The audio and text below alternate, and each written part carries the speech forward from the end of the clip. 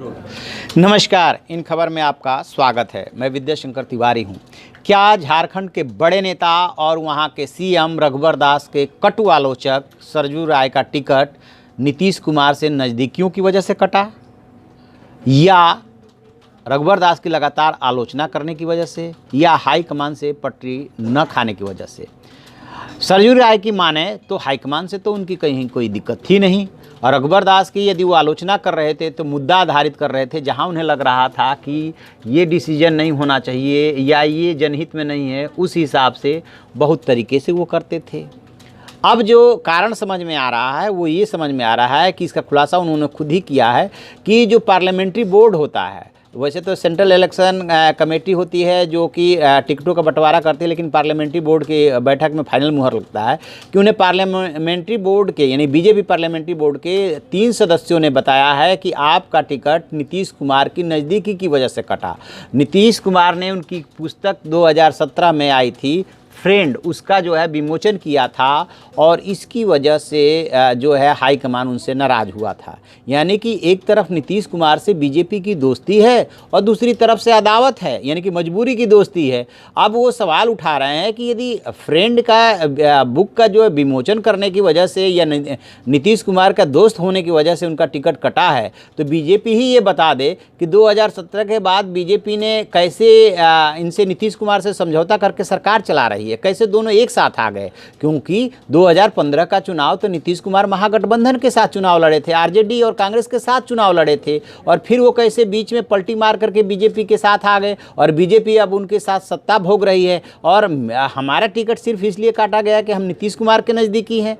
समझ में नहीं आता। राजनीति की तासीर ही अलग होती है, समझना बड़ा मुश्किल होता है। सरजू राय पुराने नेता है, वहाँ की राजनीति अच्छी तरह जानते हैं, समझते हैं। अब जो खबर आ रही है उस खबर के मुताबिक जमशेदपुर ईस्ट से रघुवर दास चुनाव लड़ रहे हैं, और वहीं से इन्होंने भी ताल ठोक दी है सरजू राय ने, और जमशेदपुर वेस्ट से भी वो चुनाव लड़ रहे हैं। उन्होंने कहा है कि जमशेदपुर वेस्ट से जो है चुनाव जो है मेरा लड़ेंगे कार्यकर्ता, और ईस्ट से चुनाव लड़ूंगा मैं, यानी कि ईस्ट में ज़्यादा समय दूंगा। उधर नीतीश कुमार के यहाँ से आश्वासन मिला है कि नीतीश कुमार तो आपका साथ देंगे ही देंगे, इसके अलावा झारखंड मुक्ति मोर्चा भी सरजू राय का साथ देगा, ऐसी खबरें आ रही है।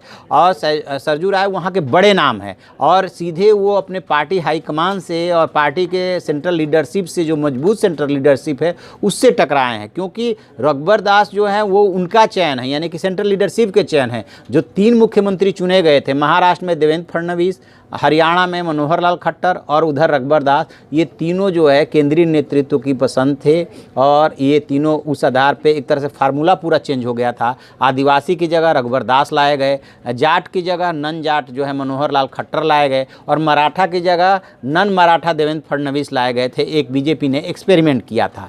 सरजू राय इसमें कहीं ना कहीं बाधा बन रहे थे, या आलोचना कर रहे थे, या नीतीश कुमार के नज़दीकी थे। जो भी वजह हो, इसकी वजह से उनका टिकट कटा। लेकिन अब वहाँ पे जो जमशेदपुर ईस्ट से उधर से रघुवर दास भी चुनाव लड़ रहा है, यानी कि मुख्यमंत्री बनाम सरजू राय का चुनाव होने जा रहा है। स्वाभाविक सी बात है कि जो विपक्ष होगा, बेशक वहाँ पे कांग्रेस झामुमो के साथ चुनाव लड़ रही हो, लेकिन जब मुख्यमंत्री को शिकस्त देने की बात आएगी तो वो बैक डोर से पीछे से जो है सरजू राय का पूरा विपक्ष सपोर्ट करेगा कि किसी तरह से रघुवर दास को पटकनी दी जाए और सरजू राय को जिताया जाए, ताकि जो है बीजेपी को सबक मिले। अब देखना है कि कौन अपनी रणनीति में कितना कामयाब होता है।